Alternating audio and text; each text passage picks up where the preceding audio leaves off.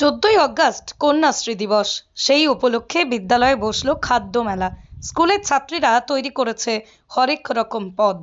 রাজ্যের মুখ্যমন্ত্রীকে অভিনন্দন এবং শুভেচ্ছা জানিয়ে কন্যাশ্রী প্রকল্পকে বিশ্ব দরবারে নিয়ে যাওয়ার জন্য খুশি বিদ্যালয়ের প্রধান শিক্ষিকা। খাদ্য মেলা বর্তমানে মিলন মেলায় পরিণত হলো বিদ্যালয় প্রাঙ্গণে। 14ই অগাস্ট রাজ্যের মুখ্যমন্ত্রী মমতা বন্দ্যোপাধ্যায়ের স্বপ্নের প্রকল্প কন্যাশ্রী প্রকল্পের কন্যাশ্রী দিবস উদযাপন। রাজ্যের সর্বত্রই এই কন্যাশ্রী দিবস অনুষ্ঠিত হচ্ছে। তবে এবার নদিয়ার শান্তিপুর সূত্রাগড় গার্লস হাই স্কুলে কন্যাশ্রী ক্লাব সম্পূর্ণর উদ্যোগে কন্যাশ্রী দিবস হিসেবে অনুষ্ঠিত হলো খাদ্য মেলা। বিদ্যালয়ের প্রাঙ্গণে প্রায় 40টিরও বেশি স্টল তৈরি করেছে বিদ্যালয়ের ছাত্রীরা।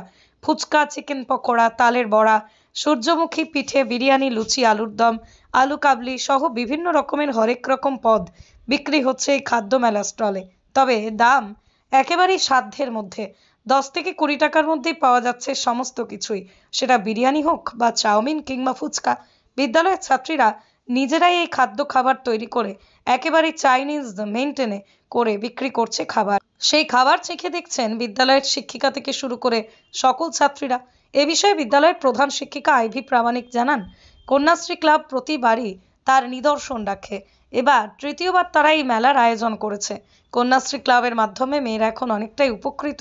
রাজ্যের মুখ্যমন্ত্রীর এই প্রকল্প সত্যি মেয়েদের জন্য এক অভাবনীয় প্রকল্প সৃষ্টি হয়েছে।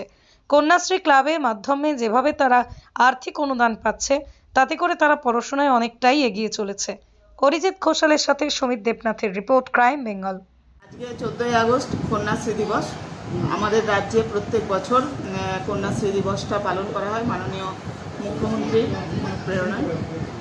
তো আমরা কন্যাশ্রী দিবসে প্রতি বছরই আমাদের এই দিনটি উদযাপন করা হয়। প্রথমে সাংস্কৃতিক অনুষ্ঠান, তারপরে আমরা এই খাদ্য মেলার কথাটা ভেবেছি যে খাদ্য মেলাটা আমাদের এই নিয়ে এবছর তৃতীয় বর্ষ হলো খাদ্য মেলার, কিন্তু কন্যাশ্রী দিবস উপলক্ষে হয়নি।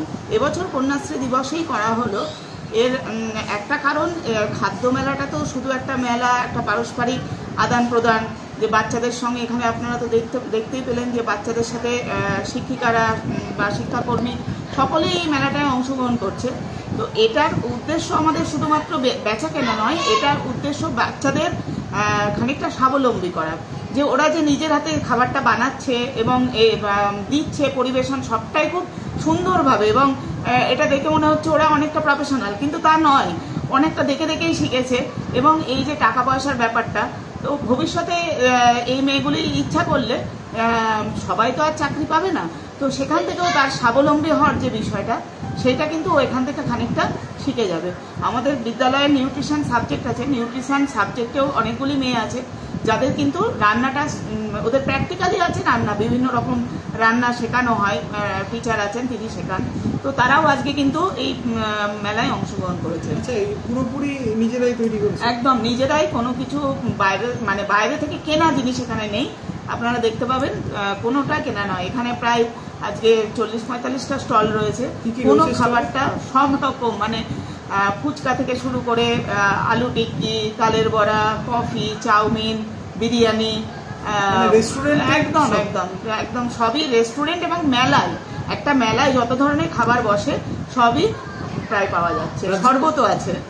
মূলত এটা কন্যাশ্রী ক্লাবই করছে। মূলত আয়োজনটা পুরোপুরি কন্যাশ্রী ক্লাবের, আয়োজনটা কন্যাশ্রী ক্লাবের আন্ডারে যে মেয়েগুলি আছে তারাই পুরোটাই করেছে, এবং পুরো সাজসজ্জা সবকিছু ওরা করেছে।